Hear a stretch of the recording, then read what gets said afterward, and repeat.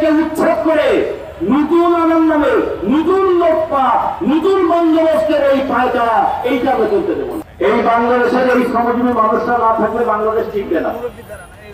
দুই চারটা বড় লোক না থাকলে দেশ চলবে।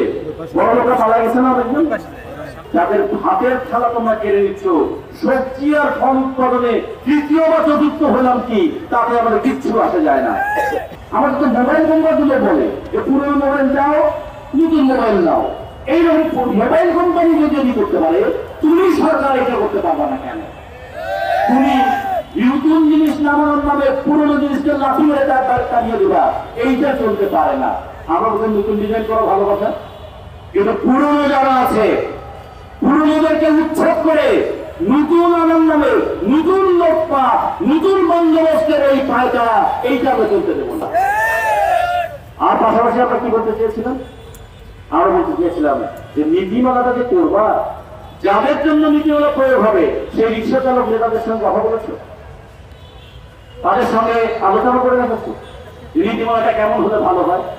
তারা নিজেরা বসে বসে একটা নীতিমালা বানাবে।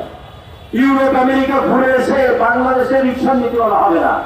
বাংলাদেশের রিক্সার নীতিমালা হতে হবে বরিশাল শহরের রাস্তা কেমন, রংপুর শহরের রাস্তা কেমন, দিনাজপুরের রাস্তা কেমন, সিলেটের রাস্তা কেমন, ওই কুষ্টিয়ার রাস্তা কেমন, যশোরের সড়ক ব্যবস্থাপনা কেমন, এগুলো সম্পর্কে যার ধারণা নাই সে নীতিমালা কেমন করে তৈরি করবে?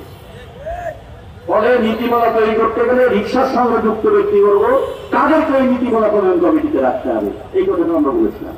আর পাশাপাশি আমরা আর একটা কথা বলেছিলাম, যেটা আমাদের এখন সবসময় মনে রাখতে হবে, বাংলাদেশের শ্রমজীবী মানুষরা বাংলাদেশের প্রাণ।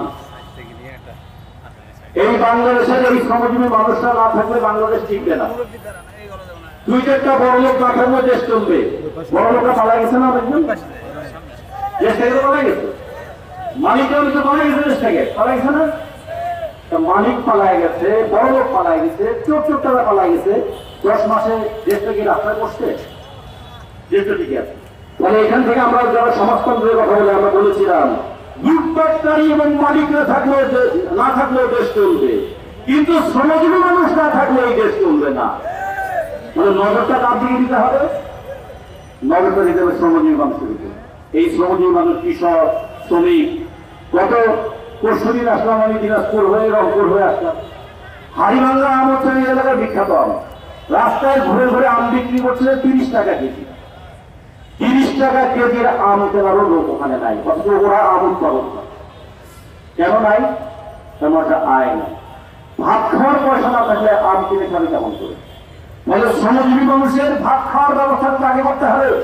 ওই ভাতের থালা যারা কেড়ে নিতে চায়, যারা বলে আমরা ফল উৎপাদনে চতুর্থ হয়েছি, সবজি উৎপাদনে তৃতীয় হয়েছি, ওই সমস্ত কথা যারা বলে তাদেরকে বলবো, যাদের ভাতের থালা তোমরা কেড়ে নিচ্ছ, সবজি আর ফল উৎপাদনে তৃতীয় বা চতুর্থ হলাম কি, তাতে আমাদের কিচ্ছু আসে যায় না।